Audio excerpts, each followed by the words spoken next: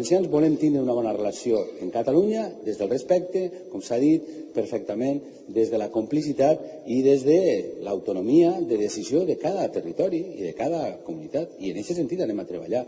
Hi ha una posició clara a favor de la defensa de l'interès general dels valencians, però també clara a favor del diàleg, del respecte i de la voluntat de treballar junts, perquè és necessari que hi hagi una reforma constitucional, és necessari que hi hagi una reforma del finançament que no sigui un parche més, que és necessari de veritat que hi hagi igualtat entre els espanyols, que en aquests moments no existeix.